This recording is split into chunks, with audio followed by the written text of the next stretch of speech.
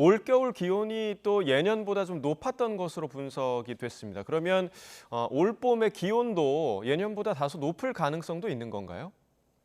네, 그렇죠. 올 겨울 같은 경우 전국 평균 기온이 2.4도였죠. 그러니까 평년 대비 1.9도가 높았어요. 그러니까 우리나라가 공식적인 기상관측을 시작한 1973년 이후에 두 번째로 높았던 겨울이었는데요. 올겨울 아주 특이하게 눈비가 많이 내렸죠. 평년보다 3배 정도 많이 내리고 기온도 높았던 해인데 자, 이제 이게 봄철은 어떻게 될 것이냐. 일단 뭐 기상청 장기 전망에 의하면은 3월, 4월은 평년보다 기온이 높거나 같을 확률이 한 40% 이상 되는 걸로 보고 있고요. 예. 올해는 기온이 높을 확률이 50% 이상 보고 있거든요. 음. 그러니까 이번 봄철은 평년보다 기온이 높은 것을 일단 보고 있는 것이고, 예. 이제 세계적인 기관들이죠. 미 국립해양대기청이나 이제 유럽 중계보센터나 이런 많은 지역에서 이 지역이죠. 우리나라나 일본 기온을 보면 평균보다 높을 것을 일단 예상을 하고 있고요.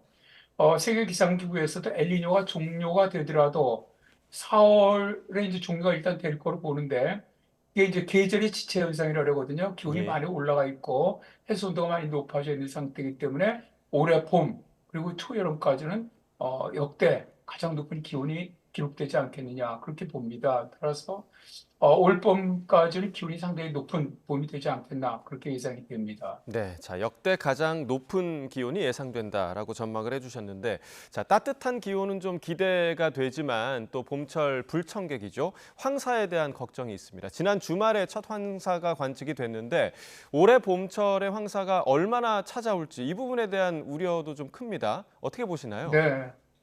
어제 이제 황사가 올해 처음 들어왔죠. 예, 그러면서 수도권이나 이제 충남 뭐 이런 쪽으로 400 마이크로그램 이상 굉장히 높아지면서 황사 경보도 발령이 됐고, 근데 저 밤 사이에 일단 전부 황사는 해소가 됐습니다. 오늘은 뭐 대기질이 상당히 좋은 이런 형태인데, 일단 올해 황사가 평년보다 좀 많지 않겠나 일단 그렇게 봅니다. 왜냐면은 황사가 발생하는 그 발원지 지역의 기온이 평년보다 높고요. 지금 뭐 몽골 같은 경우도 굉장히 기온이 높습니다. 그리고 그다음에 눈비가 거의 내리지 않았어요.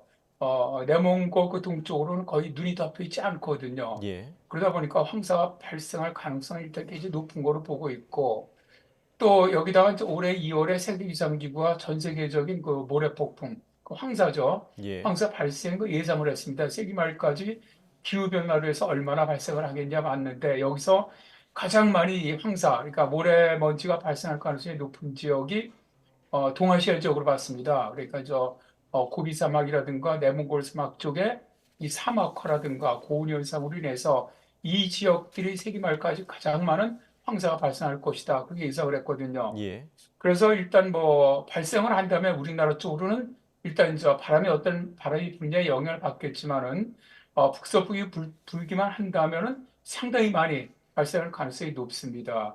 그래서 일단 올해 봄철에 평년보다는 이 황사 현상이 많지 않겠나 그렇게 예상을 합니다. 예.